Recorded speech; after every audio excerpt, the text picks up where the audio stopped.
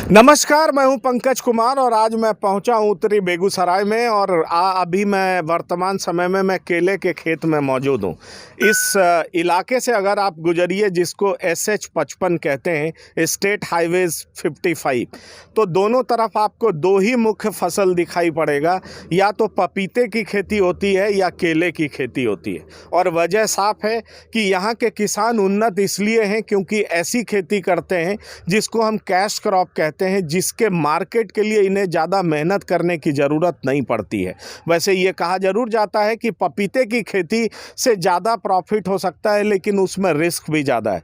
पर केले की खेती की बात करें तो मिनिमम रिस्क है और मैक्सिमम आउटपुट है। और इसीलिए लोग, जब आप उत्तरी बेगूसराय की तरफ से गुजरेंगे तो आपको दो स्टॉल सड़क के आसपास दिखाई पड़ेगा, या तो केला या पपीता। और अगर आप खेतों पर भी नज़र डालेंगे तो यही दो फसल आपको नज़र आएंगे। मेरे साथ इस समय संजीव कुमार सिंह मौजूद हैं, जो केले की खेती करते हैं। ये व्यापारी भी हैं और किसान भी हैं। इनका पास में एक ढाबा भी चलता है और ये किसानी भी करते हैं और ये मानते हैं कि केले की खेती बहुत फ़ायदेमंद है। तो आइए इनसे जानते हैं कि ये केले की खेती क्यों करते हैं। अरे केले की खेती हम इसलिए करते हैं कि कम लागत में अच्छा मुनाफा हो जाता है।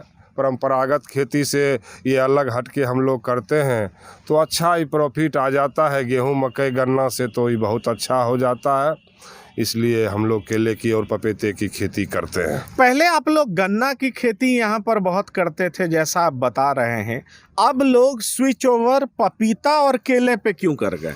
गन्ना में तो सबसे बड़ी बात है जो 1.5 साल में 2 साल में पेमेंट आता है। गन्ना के साले में वैरायटी चेंज कर देता है, ये अच्छा है, ये बुरा है, ये नहीं लेंगे, ये लेंगे, इसलिए उसमें ज़्यादा परेशानी हो जाता है। और उसमें भी 50,000 60,000 रुपये बीघा उसमें भी खर्चा होता है, तो 10-20 हज़ार रुपया उसमें बचता है। 20,000 30,000 रुपया, उससे ज़्यादा गन्ना में भी नहीं बचता है। तो हम लोग पपीता की खेती और केला की खेती करते हैं। इसमें ज़्यादा 50,000 इसमें भी अगर खर्चा करते हैं तो 2 लाख इसमें बच जाता है, इसलिए हम लोग केला की खेती तो अगर करते हैं। पपीता और केले की बात करें, दोनों का तुलनात्मक देखें तो कौन सा बेहतर, प्रॉफिटेबल कौन है? प्रॉफिटेबल तो ज़्यादा पैसा तो पपीता में है। पपीता में 10 लाख 15 लाख रुपये बीघा अगर सही सलामत अगर वो बच जाए तो उसमें हो जाता है, लेकिन रिस्क बहुत ज़्यादा है। लेकिन केला में उतना रिस्क नहीं है, पैसा कम होता है, वही 1.5 लाख 2 लाख रुपये बीघा होता है, लेकिन इसमें रिस्क कम है। इसको होना ही होना है, इसमें ज़्यादा रिस्क नहीं है। तो क्या मतलब रिस्क का वजह क्या होता है? पपीते में रिस्क क्यों नहीं होता? उसमें रिस्क ज़्यादा क्यों होता है? क्या कीटनाशक लग जाता है, पानी लग जाता है, या क्या होता है? या लो केला थोड़ा पानी भी बर्दाश्त कर लेता है, पपीता तो पानी एकदम बर्दाश्त नहीं करता है। और उसमें जो है सो पोलियो टाइप का बीमारी लग जाता है, जिससे वो घेंटी उसका टेढ़ हो जाता है। एक बैग गाछ जो है सो सूख जाता है। उसमें वायरस की बीमारी पपीता में लग जाता है। वायरस अगर खेत में पकड़ लिया तो समूचा खेत में पकड़ लेता है। तो आपका कहने का मतलब है कि ये सब वायरस फ्री है, मतलब इसमें ज़्यादा दिक्कत नहीं होती? नहीं, केला में वायरस वाला कोई बीमारी नहीं होता है। कीटनाशक का समय समय पर प्रयोग करते हैं, फर्टिलाइजर और गोबर गाय का ये सब देते हैं, ट्राइकोडर्मा मिला करके हम लोग ये सब को यूज करते हैं, इसी से हम लोग निकाल लेते हैं। तो क्या मतलब ये माना जाए कि इस इलाके में ज़्यादातर जो केले की खेती है वो जैविक है एक तरह से? हाँ, जैविक है। और इसमें जो है सो जो हम केला कटाई करते हैं तो इसका जितना कचरा होता है, एक भी कचरा को हम बाहर खेत से नहीं निकालते हैं। इस सब कचरा को फिर हरा खाद बना देते हैं लेकर के। तो ये अगर मैं दिखाऊं यहाँ पर, तो ये देखिए, ये जो केले की कटाई हुई है, इसको फेंका नहीं गया है, ये खेत में ही पड़ा रहता है और ये मैन्योर्स में, खाद में तब्दील होता है। और ये जो तब्दील होता है वो इस खेत की फर्टिलिटी को बढ़ाता है। तो आप समझ सकते हैं कि इसको कहा जा सकता है ग्रीन मैन्योर्स। मतलब केला खुद कटा, इस खेत में ही रहा और ये खाद में तब्दील हो गया और इस खेत की प्रोडक्टिविटी को बढ़ाता रहा। ये सब यहाँ के किसान बहुत अच्छे तरीके से जानते हैं, उनकी जानकारी बहुत अच्छी है और इसीलिए इस बात में ये कामयाब होते हैं कि उन्नत खेती कैसे की जाए, कौन सा पौधा लगाया जाए। और आप यही वजह है कि इस इलाके में आप केले की भी ज़बरदस्त खेती देखेंगे। अगर पपीता नज़र आएगा तो केला भी नज़र आएगा। मुझे एक बात का और जवाब दीजिए संजीव जी, जब आप ये केला उगाते हैं तो आप इसको बेचते कहाँ हैं? तो बेचने के लिए तो हम खेत पर ही इसको बेच लेते हैं। यहाँ पर समस्तीपुर से भी ग्राहक आते हैं, मुजफ्फरपुर से भी ग्राहक आते हैं, और रोसड़ा, समस्तीपुर, अगल बगल के जितने भी शहर हैं वहाँ बगल बगल से सारा लोग आते हैं, यहाँ से व्यापारी ले जाते हैं। और इस सावन में हम लोग लगाते हैं, सावन, भादो, आसीन, कार्तिक, 4 महीना इसका जो है सो सेलिंग का समय होता है। 4 महीना में हम लोग केला को निकाल देते हैं। नहीं तो एक फसल लगाते हैं तो वो कब तक केला फलता रहता है, कितने साल तक केला उसमें 4 से 5 साल तक ये अच्छा माने चलता है।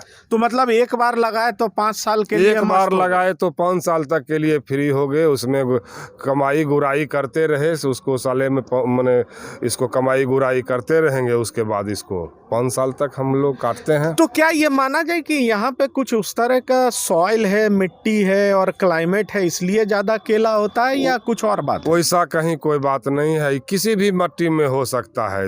इसके लिए कोई अलग से मिट्टी नहीं होना चाहिए, इसी मिट्टी में होगा। काली मिट्टी में भी हो सकता है और धूसी मिट्टी में भी हो सकता है। तो यहाँ से केला जो लोग खरीदने आते हैं वो क्या दूसरे स्टेट से भी आते हैं या आसपास के जिले से आते हैं? आसपास के जिले से आते हैं, दूसरे स्टेट से नहीं आते हैं। अगर मैं इस ब्रीड की बात करूं तो ये कौन सा ब्रीड है? क्योंकि हाजीपुर में कहा जाता है कि वहाँ चिनिया केला होता है, वो पीला सा केला होता है, छोटा साइज होता है। ये क्या छोटा साइज पीला चिनिया केला है या दूसरा ब्रीड है? ये सिंघापुरी का रोबस्टा वैरायटी है। बहुत लंबा लंबा मोटा मोटा केला होता है और बहुत बड़ा बड़ा 20 हत्था, 22 हत्था, 18 हत्था तक का ही खानी होता है और लंबा लंबा केला होता है, खाने में अच्छा होता है।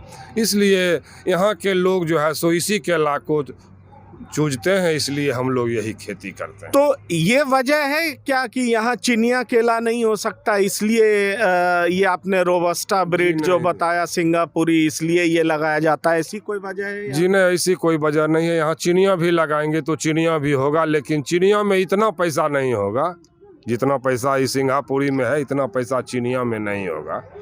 तो सुना आपने, ये संजीव सिंह जो कि केले की खेती भी करते हैं, व्यवसायी भी हैं, और उनका साफ तौर पर यह मानना है कि ये बहुत ही ज़्यादा फ़ायदेमंद खेती है, मिनिमम रिस्क मैक्सिमम आउटपुट, और इसी वजह से इस इलाके में केले की भी ज़बरदस्त खेती होती है।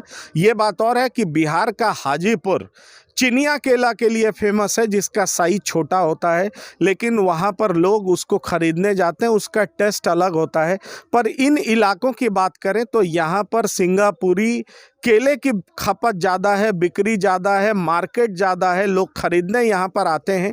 और अच्छी बात यह है कि सारे फसलों की बिक्री खेतों में ही हो जाती है, और यही वजह है कि जब आप स्टेट हाईवे 55 से गुजरेंगे तो आप दोनों तरफ देखेंगे कि किस तरह से केले और पपीते दोनों की खेती और दोनों का फसल आपको सड़क पर ही नज़र आ जाएगा। खेती सड़क के आसपास नज़र आएगा कि चारों तरफ पपीते की खेती है या केले की खेती है। इक्के दुक्के खेत में आपको परंपरागत खेती नज़र आएगी, बाकी खेतों में आपको साफ यही कैश क्रॉप नज़र आएंगे। और यही वजह है कि दूर दूर से जो व्यापारी हैं या लोग हैं वो यहाँ पहुँचते हैं और इनको ख़रीदते हैं। यहाँ के किसान ये भी मानते हैं कि कैश क्रॉप लगाना ज़्यादा फ़ायदेमंद भी है और हर तरह से लाभकारी भी है, और बहुत ज़्यादा देखभाल भी करना नहीं पड़ता है। इसलिए यहाँ के किसान काफ़ी उन्नत हैं और यहाँ की ज़मीन भी बेहद कीमती है। TV9 भारतवर्ष के लिए पंकज कुमार, बेगूसराय महनपुर गांव से। परवाह देश की, सोमवार से शुक्रवार रात 10 बजे TV9 भारतवर्ष पर।